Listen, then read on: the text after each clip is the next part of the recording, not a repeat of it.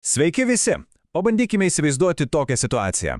Esate tikrai puikus gydytojas, bet norint pradėti dirbti Vokietijoje, vien tik medicininių žinių dėja nepakanka. Egzistuoja vienas, sakykime, barjeras, kurį tiesiog privaloma įveikti. Ir tai yra specialus kalbos egzaminas. Šiandien kaip tik ir pasiaiškinsime, kas tai per iššūkis ir kaip jį įveikti. Taigi, koks tas kelias, kurį turi nueiti tarptautinis gydytojas, kad gautų licenciją Vokietijoje? Iš pirmo žvilgsnio gal ir atrodo sudėtinga, ar ne? Bet iš tiesų procesas turi labai aiškias ir griežtas taisyklės, kurias mes kaip tik dabar ir apžvelgsime. Galutinis tikslas, tas didysis prizas, tai gauti approbation, kitaip tariant, oficialą Vokietijos medicininę licenciją. Tačiau kelias iki jos veda per vieną kritiškai svarbų išbandymą – kalbos egzaminą. Būtent jis patikrina, ar medikas sugebės bendrauti ne tik, mediciniškai tiksliai, bet ir žmogiškai, empatiškai. Štai ir jis Fachsprachprüfung, arba trumpiau tariant, FSP. Ir čia pats svarbiausias dalykas, kurį reikia suprasti, tai nėra medicinos žinių olimpiada. Tai yra egzaminas, kuris tikrina gebėjimą kalbėtis su pacientais, su kolegomis. Iš esmės tai yra grynas komunikacijos iššūkis medicininėme kontekste. Gerai, tai nerkime giliau.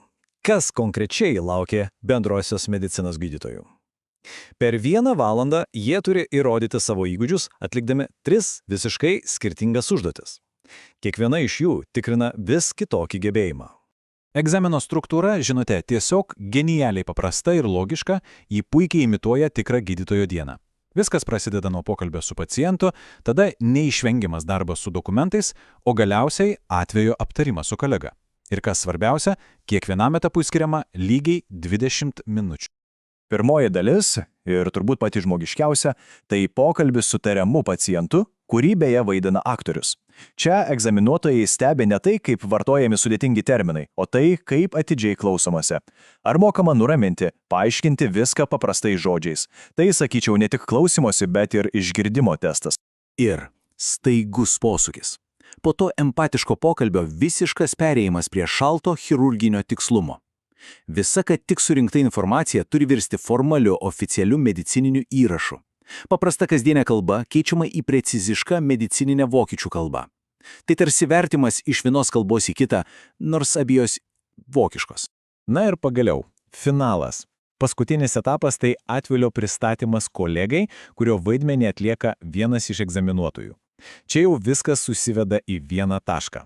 Reikia aiškiai ir struktūruotai išdėstyti paciento istoriją, užtikrintai vartoti terminus ir, žinoma, argumentuotai atsakyti į klausimus. Tai tikras profesionalos komunikacijos patikrinimas. Gerai, o kaip reikalai su odontologais? Ar jiems viskas taip pat? Ir taip, ir ne. Jų kelias labai panašus, bet yra keletas esminių, specifinių niuansų. Pažiūrėkime atidžiau.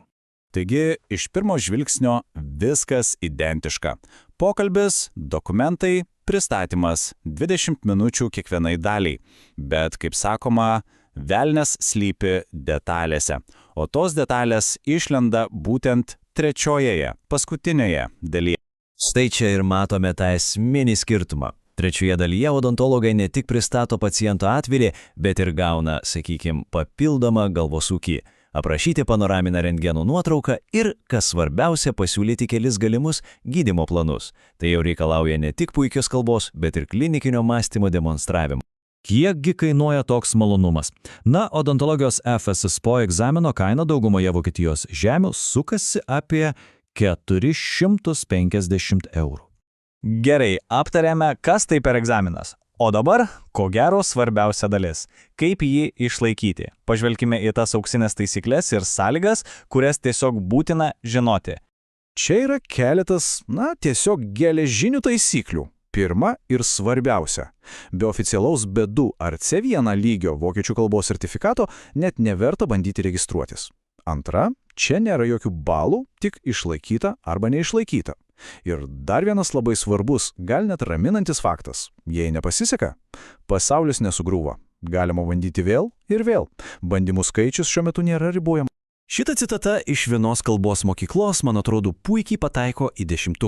Neužtenka vien mokėti vokiškai, reikia žinoti strategiją, kaip pradėti pokalbį su pacientu, kaip greitai ir be klaidų užpildyti dokumentus, kaip struktūruoti savo pristatymą, visa tai metodinis pasiruošimas. Ir kad pasiruošimas yra raktas į sėkmę, puikiai parodo skaičiai. Pažiūrėkite, viena specializuota mokykla skelbėsi, kad jų kursus baigusių studentų sėkmės rodiklis yra beveik 100%. Tai tiesiog milžiniškas skaičius, kuris rėkti rėkia vieną – ruoštis, ruoštis ir dar kartą ruoštis.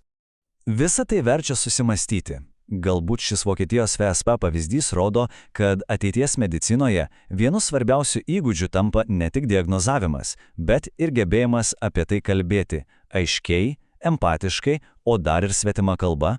Galbūt tai ir yra didžiausias iššūkis, su kuriuo susidūrė šiandienos globali medicina. Verčia pagalvoti, ar ne?